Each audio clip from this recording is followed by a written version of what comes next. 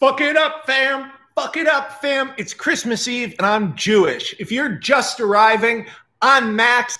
I'm a screenwriter and a creator and all sorts of other weird shit. I don't know why you're arriving. You're probably coming from the live I was just doing because I got high on Christmas because I can't see my family. My girlfriend's out of state with her family and I am bored as titties.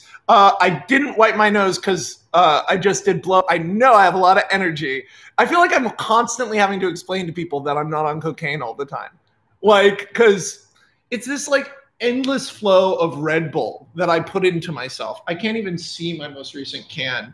And I do it on work days. I'm getting off topic. And this is an on-topic pitch. So about 10 years ago, 8 years ago, I was pretty hot as a screenwriter.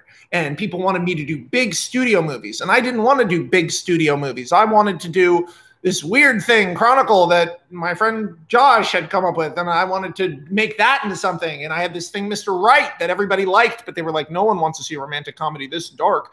And like, I was just trying to sell. I had a script called World Walker about Zeus. And one of the rooms I got put in was to rewrite The Year Without a Santa Claus, the like Rankin and Bass or whoever it was, old stop motion animation Christmas special. And I actually pitched up on this like 4 times. So like my pitch was beating out other people's pitches. And the thing is, I think I would have gotten it, but they never got back to us. And the thing is, sometimes in the business, when they never get back to you, it's their polite way of saying goodbye. But usually in the business, on the studio level, if they don't get back to you after like 2 or 3 pitches, it means the guy above the guy said no to the whole thing. He said no to their pitch. And here we are 8 years later, and I don't see a big budget remake of The Year Without a Santa Claus, do you? So this movie I was reading a novel from my youth, which was not as bad as I thought it would be, but still not too good. This is my pitch document. I almost never read from pitch documents. When I pitch, I prefer to keep it entirely in my head. But this pitch had so many different elements that after the second time I pitched it, because I used to do a lot of this from memory, not the whole thing, but after the second time I pitched it, they were interested enough that there was art made. This was back in the day. They don't do this as much anymore, but basically concept artists, execs would occasionally pitch against each other by having concept artists. I don't remember if this was this, actually. I remember doing a Christmas movie that they had art made, but basically they asked me to write a full Bible for it because the pitch was so big.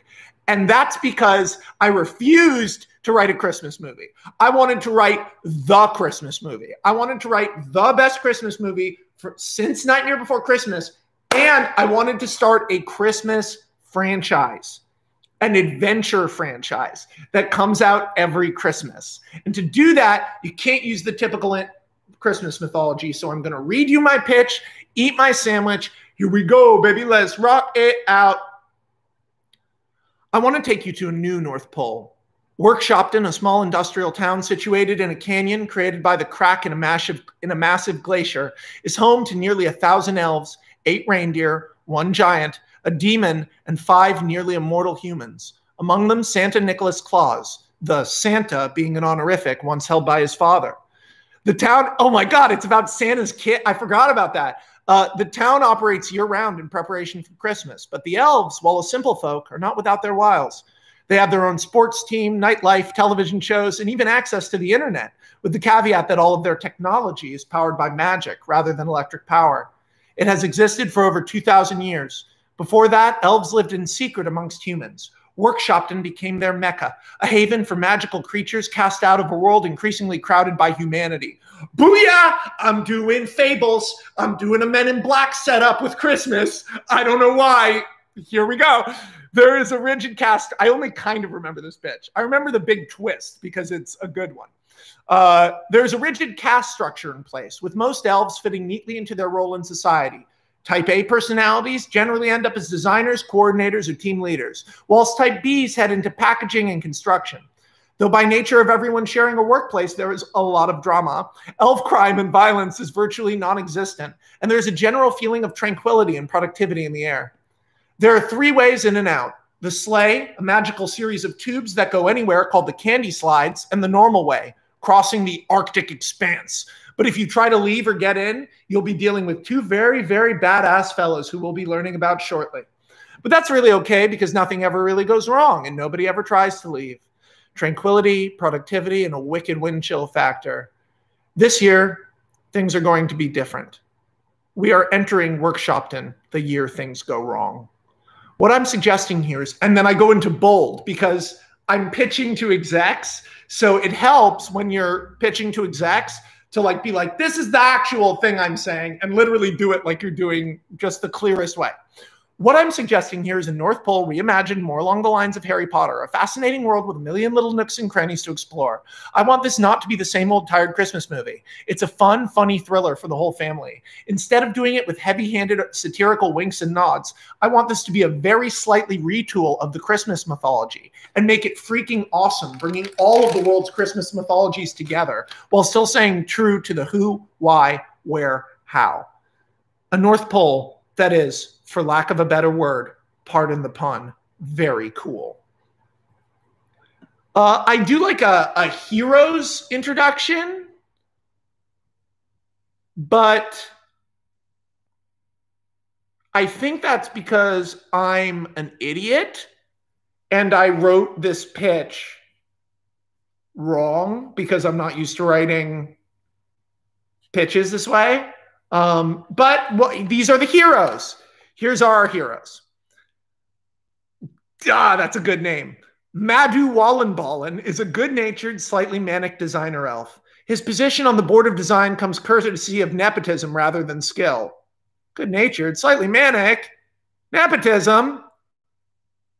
His father, Furlong Wallenballen, is one of the North Pole's most respected toy innovators. Recently married, Madhu is eager to prove his worth, but his toy inventions are fantastically misguided. Easy examples of this include the Sweetie funnel, so your kids can pour 8 types of cookies into their mouths at once, and the kitten controller. Kids want to hold cats, but the cat is always running away. This device ensures the cat will be held and not struggle or move at all. It's a straitjacket for cat. This is the other character. Cricket Boodleman, another good name, was born to packager elves, but his eccentricities have made him something of an outcast. He's an outcast! Cold, acerbic, and cynical. Bear in mind, this is a Christmas elf. Cricket has taken it upon himself to be the North Pole's one-man police force, which shouldn't be a very taxing job, considering there's literally no crime, other than the occasional scuffle over lollipops or someone slept with someone and now everybody's mad. Yet Cricket manages to keep busy full-time. Cricket is the archetypal outcast, struggling to fit in and be appreciated through a wall of ridiculous neuroses. One day he knows people will appreciate all his hard work. He'll show them. They'll see. The case of the vanishing Santa. Okay, here we go. Prologue. Why do I have a... Can you imagine a film exec reading the word prologue in a pitch document? Anyway, told over ice and wood carvings lit with Christmas lights. This prologue sets up a mysterious and epic tone. It relates the story of the only security breach in North Pole history, when a little boy, separated from his explorer father, wandered through the snow and wind to discover Santa's workshop. An unnamed reindeer saved the boy from the cold, and Santa gave him a special tour of the workshop before sending the reindeer to take him home. To ensure no one gets in the future, Santa assigns 2 guards, the cold miser and the heat miser, to protect the borders of Workshopton to prevent any human ever again from discovering the North Pole. Act 1. Low elf esteem.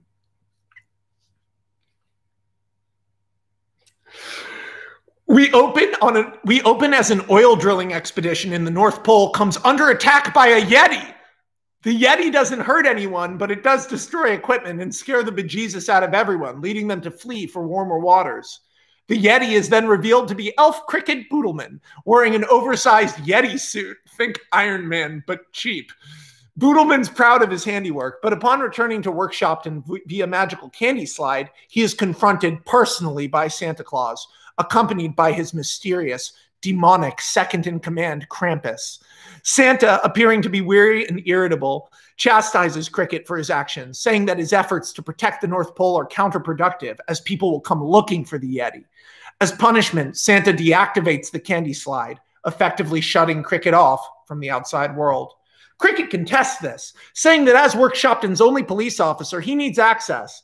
Santa very tactfully implies that Workshopton does not need a police officer, and he is not actually a police officer. And despite the sublimely gentle way Santa puts this, it hits Cricket like a ton of bricks, and he freaks out and wanders despondent through Workshopton, having a brief, funny encounter with another weirdo, Dominic the Christmas Donkey, a half-blind, half-deaf floating donkey who pulls a fruit cart in town.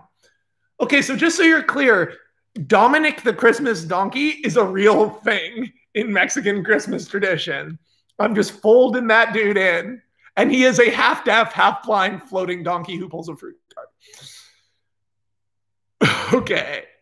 Meanwhile, Madhu Wallenballen is making the last-ditch presentation of his new toy invention, the Smash U, the toy design board, to the toy design board, with Christmas being less than a week away. However, the toy design board shuts him down based on his pitch alone. Okay, guys, listen to this. What do kids love? Breaking stuff, and are horrified by the toy itself. It throws hammers. This is Madhu's 30th rejected toy, and Dead Morose, curmudgeonly... Bro, now I'm going into like Scandinavian Christmas mythologies. Dead Morose is the curmudgeonly brother to Santa Claus. Really, he's another version of Santa Claus, but I've incorporated him as Santa's brother. Sort of in the same way that Luigi started as just a green Mario. That's what I did here. Oh, God, remember it. NES playing it in your uncle's, in the back of your grandma's house, in your uncle's room where he's staying. And he shows you that he has an NES, and you're like, this is so cool. Uncle Mark's the coolest guy in the world. And he shows you a duck hunt gun, and you're like, and Uncle Mark's just the coolest guy in the world. And now Uncle Mark's kids are like, he has like a 21-year-old kid. I'm fucking 35. Whoa, my head is like, whoop-a-doop-a-doop-doo. So his pitch fails. Yeah. Madhu slumps back home to break the news to his adoring straight arrow wife, Zinky. Zinky is a good name. Who tries to reassure him everything will be all right. Madhu, in a rut, visits his best friend, Olenziro, a benevolent, that's another Christmas myth from Europe, a benevolent but not too bright giant in charge of sleigh upkeep, another outcast at the mercy of the prima donna rock star reindeer. They are all dickheads. There, Madhu is insulted and mocked by Hard Rock, Coco, and Joe. Olenziro's elf assistants. That's another Hard Rock, Coco, and Joe is another deep-cut American Christmas reference, who are all working double time to get the sleigh ready for its test flight at dawn. On the way out, he briefly encounters Santa, who, though still seeming despondent and irritable, seems genuinely upset to hear of Madhu's firing and encourages him to never give up on himself. Returning home, Madhu is confronted by his father. Dude, Madhu's going through the ringer. Who tells him he's been reassigned as a packager elf. No! And tells him to throw away all of his inventions off the highest point of the border cliffs at dawn to symbolize the abandoning of his old life and embrace the new. Madhu, beaten down, agrees to this. His dad's making him throw out all of his art because he failed as a creative. This is horrible. Meanwhile, Cricket, walking home from a night out, hitting the peppermint hard, so he's real minty, witnesses suspicious I'm real minty right now. Witnesses suspicious activity outside the Claus estate. Santa Claus's father, Sinterklaas, the prototypical version of Santa Claus, I'm fucking folding them in. I'm folding them all in. You see that? And his mother, Befana, the fictional Mrs. Claus prototype from fucking Yule mythology from fucking Europe. That's fucking good. Meeting with Knecht Ruprecht, brother to Mrs. Claus. I'm just going to let you start Googling these. I'm just going like, wow, Christmas, Christmas, Christmas. I'm fucking Christmasing the shit out of this. Frustrated, he attempts to call on his old girlfriend, the seductive Susie Snowflake. I don't know if that's a character or not, who shuts him down, saying he doesn't understand the Christmas spirit. It's about warmth, and you're so cold. Heartbroken and directionless, Cricket slouches off to bed.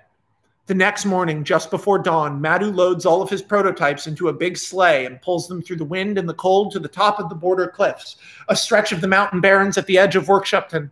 Reaching the top, he hesitates to throw his beloved devices off and welcomes the distraction of seeing Santa blur past overhead on his test flight. Something goes wrong. The rigging of the sleigh comes apart in flight. The reindeer are scattered, with Santa and the sleigh plummeting hundreds of feet into the icy water below. Frantic, Madhu rushes down the mountain, accidentally allowing his prototypes to plummet off in the process. He dives into the water and is able to save Rudolph, who is still trapped in his harness, but notices that the sinking sleigh is empty. Santa Claus has vanished. Act 2. It's called You'll Be Sorry. In an out-of-nowhere action sequence, as Madhu dries himself off, he is attacked by the cold miser. Functionally, it makes sense. Madhu, after all, crossed the border of Workshopton. But considering the accident, one would think that the cold miser would give the poor, wet, and shivering Madhu a break. No such luck. The entity ferociously comes after our hero, attacking with such speed, grace, and elegance that we barely see the cold miser as it blasts out freeze rays, sharp icicles, and ninja star snowflakes. Hell yeah. This is a kid's movie, by the way. It's a family movie. Madhu shows some ingenuity in his methods of retreat, but ultimately has to be saved by Rudolph moments before being deep freezed. A half-frozen and panicked Madhu and Rudolph the reindeer return home, frantically trying to spread the terrible news, but the elves are slow to react, slow to even comprehend that something's gone wrong. It seems impossible. But once word gets back to Sleigh Command, when reindeer have started to show up dazed and confused, panic sets in Workshopton. Madhu, afraid, goes to Cricket, who he's never actually met, in hopes of a more organized response. He heard he was a police officer, after all. Cricket, hungover, is at first curmudgeonly, refusing the call to action. I can't believe I wrote that into a pitch. But when Madhu begins explaining the details of the case, the uncommunicative Santa, the bickering reindeer, the uncompromising cold miser, Cricket can't resist. That does seem like three strange things. Why would cold miser continue to attack Rudolph and Madhu? His interest peaked. First things first. Cricket takes Madhu's testimony and then rounds up the reindeer. The reindeer, all hoping to avoid blame, are particularly unhelpful until after Cricket threatens to make public that the reindeer won't speak to help Santa. He threatens to publicly shame the reindeer. This seems to shock them into action, and the reindeer Blitzen makes a statement saying that the harness rigging came loose. Blitzen admits that she was the first to detach. The other reindeers all corroborate this. But before Cricket can dig for more clues, an alarm sounds. A large group of... I spelled a bunch of stuff here wrong. I sent this to people.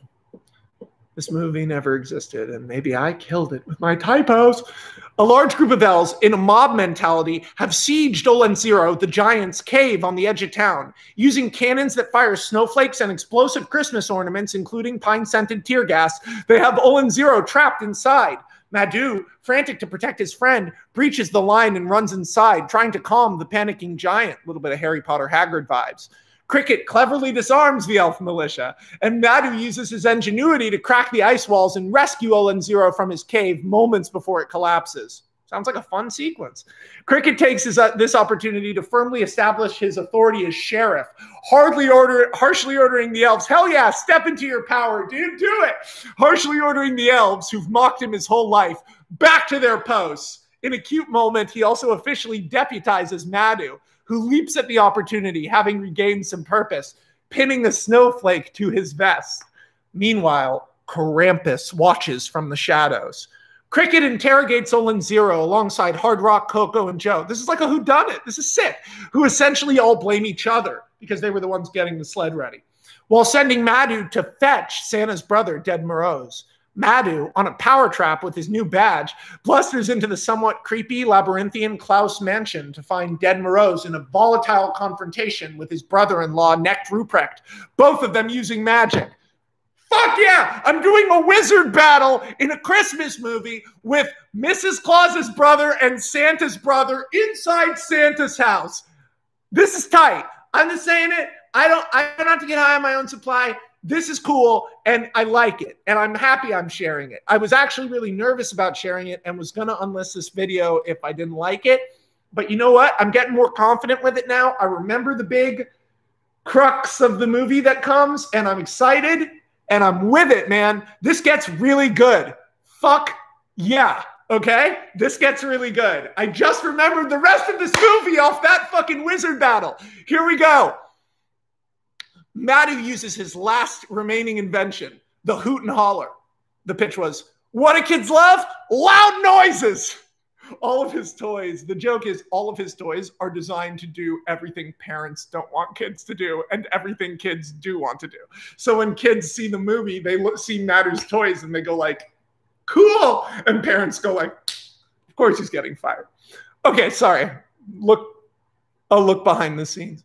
Okay, so he basically startles them both with this loud thing. Cricket arrives, and neither of the humans take him seriously at all, calling him a fake policeman, calling him a toy policeman, which is also just a great phrase, the toy policeman. It's a good title. Put that somewhere for me. The toy policeman is also a great name for this movie, maybe, instead of The Case of the Vanishing Santa. But the toy policeman sounds like it could be like a really good thriller I could write at some point. Anyway, so, or no, maybe I can put it in The Two Houses, the toy. Okay, the Cricket clever, despite them not taking him seriously, Cricket cleverly leverages the humans against each other to get information out of them. The warring brothers fess up. Santa had been receiving ominous messages. Hey, I think it was meant to be an animated movie, like a really cool animated movie. Like, remember there was that terrible movie, like Rise of the Guardians? It was meant to be like a better version of that. So wait, guys, Santa had been receiving ominous messages? Let's get right back into it. Okay, here we go. So he leverages the two humans against each other. It turns out Santa had been receiving ominous messages warning him not to go out for Christmas this year, peppered in amongst the letters from hopeful children. He'd hidden this, confiding only to Neck Ruprecht and possibly Krampus, but it had put Santa in a sour, paranoid mood. That's what we witnessed at the start of the film. That's in parentheses for people who like truly are idiots. As things had gotten worse, Neck betrayed Santa's trust and went to his parents. Oh, that's what Cricket witnessed when they were all yelling at each other, when Santa and him were yelling at each other, because he went to Santa's like wizard family. I'm sorry, I'm figuring out the plot of my own thing because I'm not doing a good enough job explaining on the page. So Neck Ruprecht, the brother-in-law of Mrs. Claus, Santa had told him he'd been receiving threats, and then Neck had freaked out and gone to Santa's parents for help when Santa didn't want help. Dead Moroz, who's Santa's brother, is furious that Neck didn't come clean sooner and blames him for Santa's accident, saying that if he isn't directly involved, he's at the very least responsible. He's also more than a little annoyed that his own brother, whose position he clearly envies, didn't confide in him. Rupert smiles that this was because Santa didn't trust Moroz, which restarts the fight. I should mention that this whole time, church mice have been doing a hurried repair job on the damage from the first altercation, and all their work gets blown to shit immediately. Cricket shuts them both down by implying that they're disrespecting Santa through their fighting, playing on both men's desire to fill that role, and insists on seeing Krampus, despite Madhu being more than a little afraid of Santa's monstrous companion. Madhu expresses admiration for the way Cricket handled the humans, and Cricket is blown away by the positive input. This might be the first time anyone's ever been nice to him. Madhu is called back. Well, I guess about his police work is what I meant. Certainly people have been nice to Cricket, but it's the first time someone's been like, wow, you're a good cop. Because Cricket is a fucking good cop. Everything he's doing is smart. Madhu is called back home by his wife, who tells him he needs to focus. But the newly invigorated Madhu parrots Cricket's modus operandi, that if they don't investigate this, no one will, and it will be a year without Santa Claus. This freaks out Zinke and gives Madhu the push he needed. And despite briefly accidentally locking himself in a cupboard, he is ready to face Krampus. Madhu and Cricket enlist a manic and rambling Mrs. Claus to take them to Krampus's lair, located deep under Work Shopton. Mrs. Claus is really going through it, chaining tea and very high on caffeine. At first, Krampus appears terrifying and enigmatic, but within moments it becomes clear that he's actually a remarkably friendly, chill, upbeat, somewhat flamboyant guy, despite looking like something from a Gothic nightmare. I saw him as like Frankenfurter or like Tim Curry or like more like Elton John, just an old, a great old queen, a powerful gay man. And it's Krampus and he has the big cloak and it's like he's Elton John.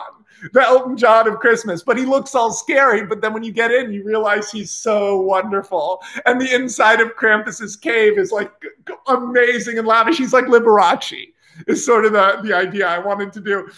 And he's Santa's like best friend on Earth. Krampus is horrified by Santa's disappearance, as it's quickly evident, even in his interactions with Mrs. Claus, that he and Santa genuinely are best friends and have been for some time. Krampus feels useless, as Santa's magic laws state that when in Work Shopton, he must not speak and appear menacing to maintain his mystique, and applauds Madhu and Cricket's bravery and ingenuity finding their way down to him. Krampus does indeed have a very useful bit of information. I should mention this because I realized I don't mention it in the pitch. I have a whole thing where Krampus was a demon, and both Santa and Krampus basically went on a magical adventure together where they were enemies. But by the end of it, the magical world they were from got destroyed. And Krampus is still hunted by anyone who knows his true nature. So he has to hide and be the punishment for kids. But in reality, he hangs out with Santa's family, but can't hang out with anyone else. So I turned Krampus into kind of a tragic Liberace figure. Krampus does indeed have a very useful bit of information. Oh, dude, Goldblum as Krampus is golden. Oh, Mel Gibson. Dude, wait, there's casting going on in the chat. I had to look at the chat. Mel Gibson is Santa. Jack Black is Cricket. Jeff Goldblum is Krampus. Michelle Pfeiffer is Miss Santa. No, Jack Black is Cricket. Actually, yeah. Yeah, you did it. What the fuck? You did it, yeah. And then Nick Hoult for Madhu, right? Easy, just throw it out. Hugh Jackman as Santa would also be fucking amazing, but I need Hugh Jackman to play someone else in a minute. Okay, let's finish this motherfucker of a pitch, boys. I got this sandwich. I got a deli sandwich for Christmas, and I think I'm going to call my parents and surprise them and sing them Christmas carols after this to be extra annoying, and they'll be like, have you been smoking marijuana? And I'll be like, boy, I'm high off pitching on YouTube. And marijuana, you got me again. Here we go. Santa had discussed with Krampus making an impossible choice, one that had haunted him for many years. Krampus said that Santa never said what the choice was, but he's certain that it had to do something to do with what's happening now. A dark, impossible choice kept secret by Santa Claus. Cricket wonders if keeping all these secrets might have been, dare he say it, naughty. Inspiration strikes! Only 2 people in Work Shopton have access to the naughty nice list, a magical self-updating parchment which determines what kind of present you get. One of them is Santa, in charge of nice. The other is Krampus, in charge of naughty. Madhu is lost, but Krampus freaks out. The naughty nice sets every single human in the world into 2 categories and lists their exact location, judged by their behavior in the past year. It's the GPS Santa uses on his annual ride. True Harry Potter shit. The list itself is extremely awesome. A massive cavern wallpapered with parchment, as quills rocket from place to place in all directions, keeping the list constantly updated, lit only by billions of Christmas lights, beneath them only darkness. Cricket, Madhu, and Krampus descend into the room, and we are on the verge of locating Santa's name as Krampus checks both sides of the list. When the elevator platform they're using to check the list drops, it's been sabotaged! Krampus manages to get back up to safety, but Cricket is obsessed with getting the name. He has to solve the case and climbs down further, Madhu following him out of loyalty. He must know. Could Santa have been naughty? Is this whole system bullshit? It doesn't say that there, but that's probably what's going through Madhu's head. But going this deep into the cavern has triggered a much worse situation. It must be a way out of the North Pole because they are attacked by the Cold Miser. In a quick but zany and intense sequence, Cricket locates Santa's name, though he can't tell if it's under Nice and Naughty, but is forced to tear it off the list as he and Madhu tumble into the darkness below. Krampus, horrified, I put Santa on the naughty nice list, y'all. This is a good pitch. I'll flex on it. Sorry. Krampus, horrified, is unable to relate to what's happened to anyone due to the magic that prevents him from speaking and workshopped. And no! Krampus must be so frustrated, and the elves and humans alike begin to suspect that he's eaten Madhu and Cricket, and also is behind Santa's disappearance. The plot thickens. Holy shit, Krampus is gonna get fucking... Oh no, I know what's gonna happen is Krampus is gonna get... They're gonna surround him like they did Dolan Zero, except for now Cricket and fucking Madhu are getting killed by the Cold Miser somewhere. Okay, sorry. Act 3. The title of Act 3 is Noel Way Out. Just so we're clear, the titles of the acts were Low Self-Esteem, You Will Be Sorry, and Noel Way Out. Congratulations, Max, you're an idiot. Deep below Workshopton, Cricket and Madhu find themselves at the entrance to a crazy three-dimensional ice maze built out of... I'm going to sneeze.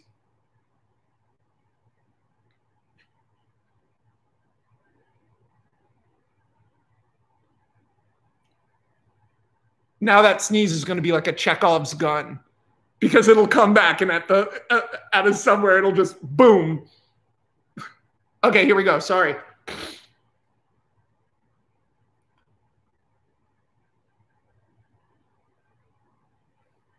Trying to relax my face. Okay. Deep below Workshopton, Cricket and Madhu find themselves at the entrance of a crazy three-dimensional ice maze built out of ice tubes and slides, I just burped, bridges and ladders over what appears to be an endless drop down to the center of the earth. At the end of the maze is the entrance to the candy slide network that Santa closed off at the beginning of the movie, the only other way out of Workshopton. Santa's Naughty Nice List entry places Santa in Tokyo, Japan. And they can't tell if he's been naughty or nice, but they found his name and it works like a GPS. That's how he gives the gifts. I get what you're doing. I get what you're doing, young Max Landis from 10 years ago, 25-year-old Max Landis. I see what you're doing, man. You're playing games. Okay, play games. I respect it. This leads to a confrontation between Cricket insists they go immediately, even though he doesn't know what Japan is, whilst Madhu wants to go back to Workshopton. This leads to a confrontation between our two heroes, with Madhu arguing, uh-oh, it's the beginning of the third act and our heroes are at odds with each other. Could this be a fictional story? This leads to a confrontation between our two heroes, with Madhu arguing that Cricket doesn't actually care about Santa and that he just wants to feel useful and go on an adventure. And Cricket asserting that Madhu is all talk, a fraidy cat whose dad got him his only good job, which he lost, and is now refusing the call to adventure, which means he's a useless elf.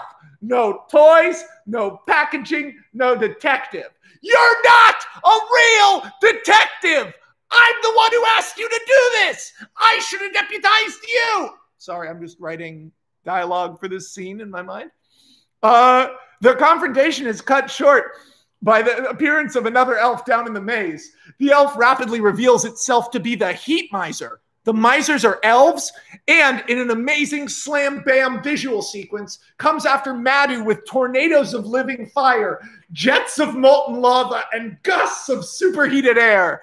This effectively completely destroys the ice maze and forces Madhu and Cricket towards the candy slide. Separated, Madhu has an opportunity to return to the surface, but realizes that Cricket was right. He understands that this actually might be his moment of truth and saves Cricket from the Heat Miser, both of them entering the candy slide and zipping off to Tokyo. Little do they know, Heat Miser, Cold Miser, and a third mysterious figure give chase. I assume we'd see like a shadow. Arriving in Tokyo, this is almost done.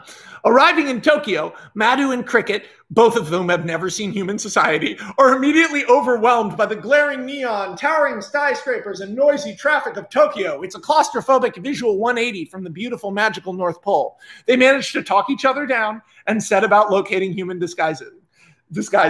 Okay, so one of my ideas here that I should mention is the real world.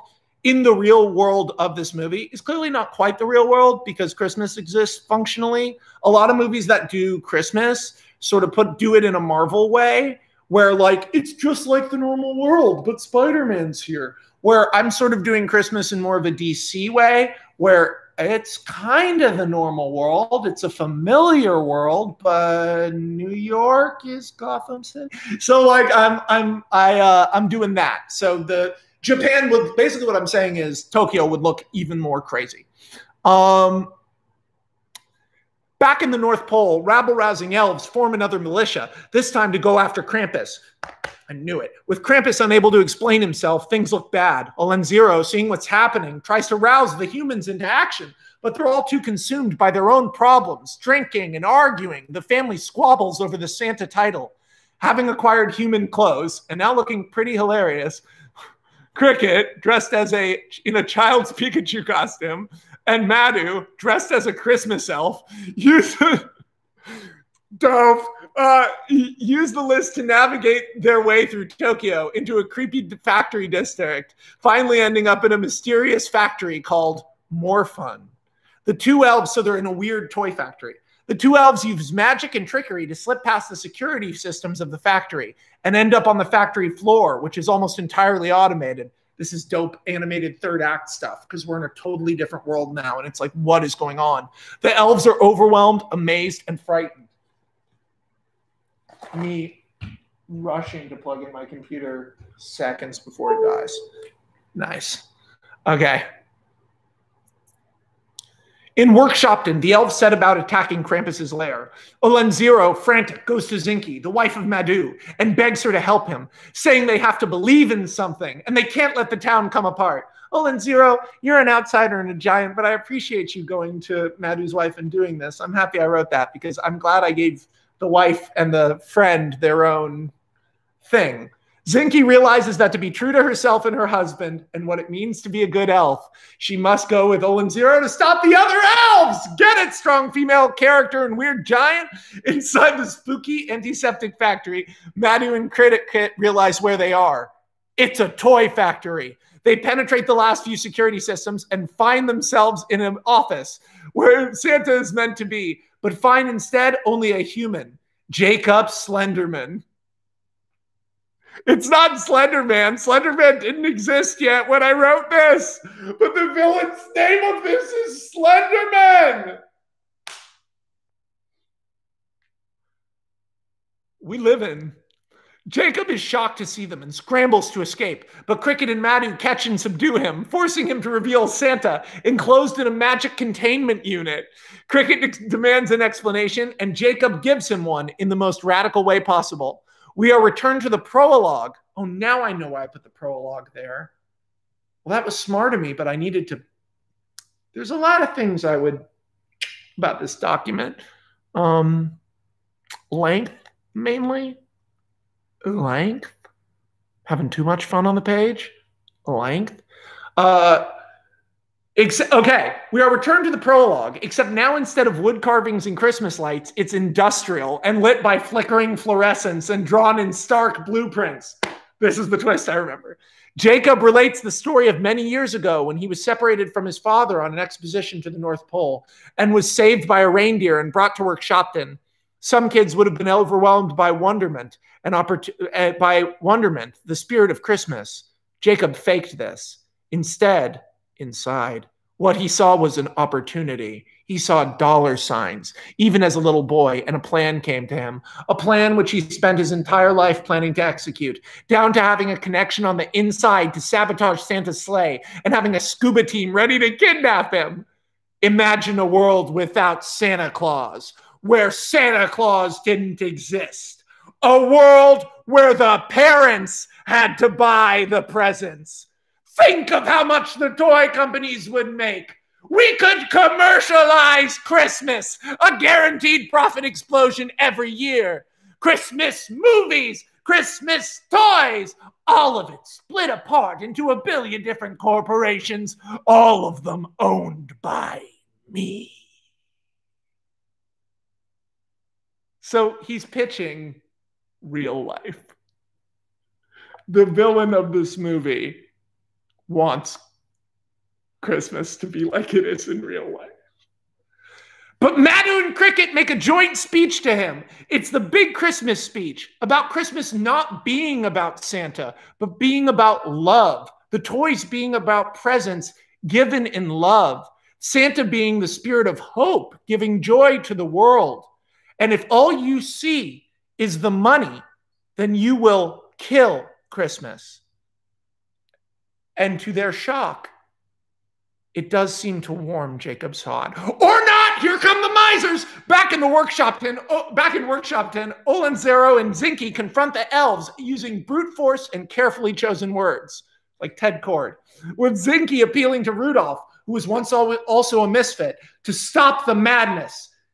Oh, that's wonderful. So Rudolph, who remembers when he was an outsider. So I even redeem Rudolph the Red-Nosed Reindeer, which is a song with a shitty message. Yo, I redeem Rudolph in this movie. I had no idea the flex reading this would be. Honestly, this is tight. Is it so gross that I keep saying how cool it is? I'm really enjoying this. Sorry. In an awesomely colorful and pulse-pounding confrontation, the misers team up to eliminate our heroes in the factory, blowing it apart. Madhu and Cricket combine their gifts, Madhu's ingenuity and Cricket's cunning, to effectively outsmart the misers, tricking them into destroying the chamber that houses Santa. Uh-oh, Lesnar's loose. Santa Freed is in a foul mood. He subdues Jacob and then goes toe-to-toe with the misers, overpowering them like a complete badass before demanding an explanation.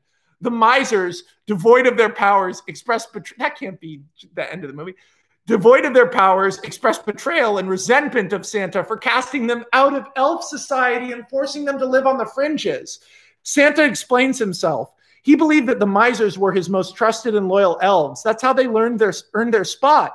And they had no idea, and he had no idea that they felt this way.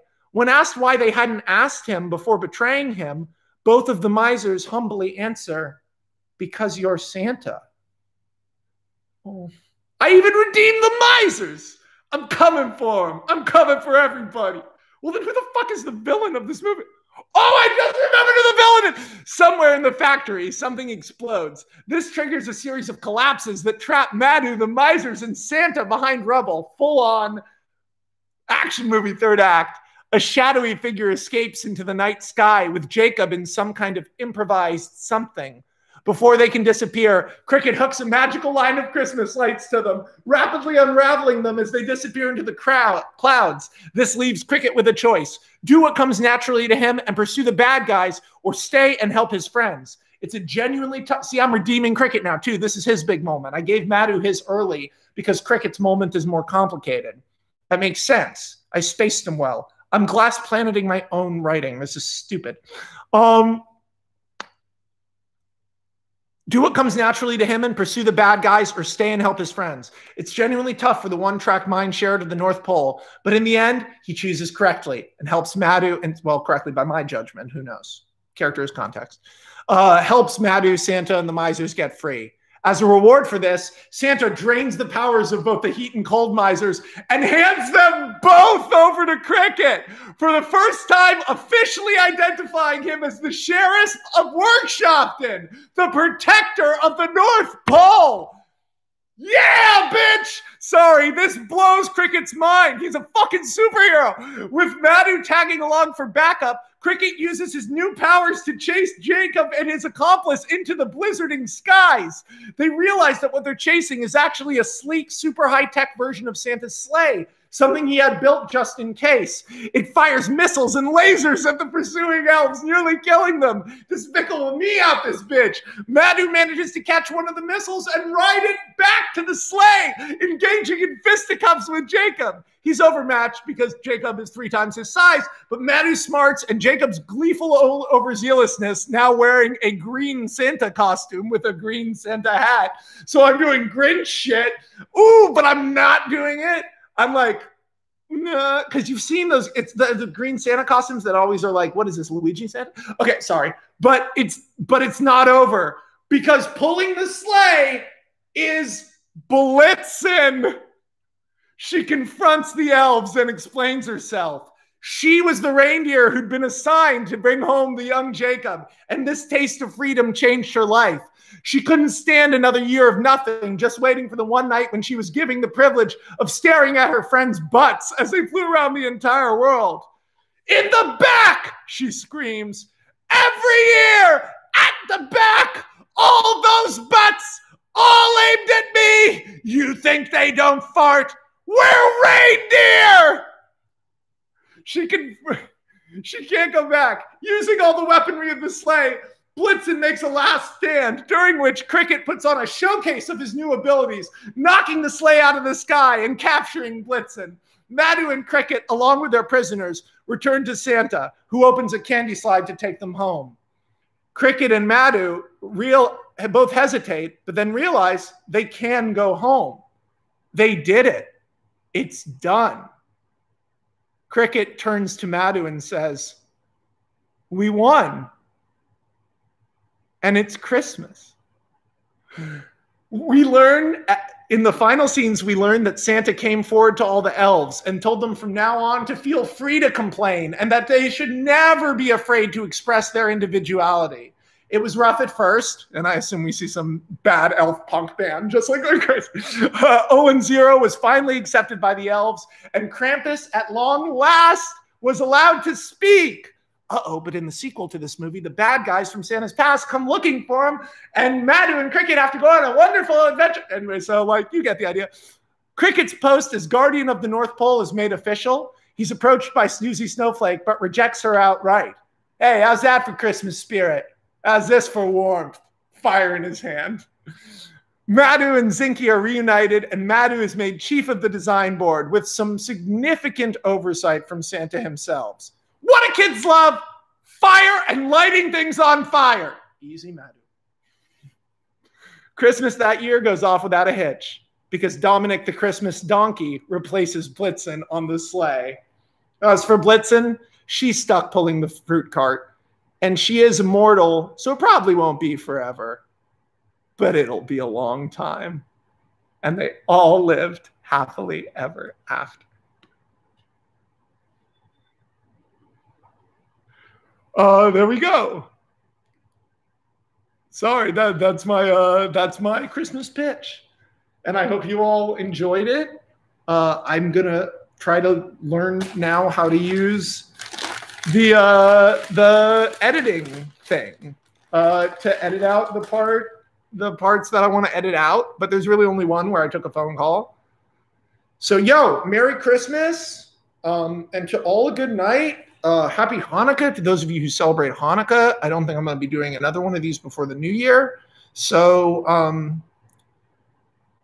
live long. Bye.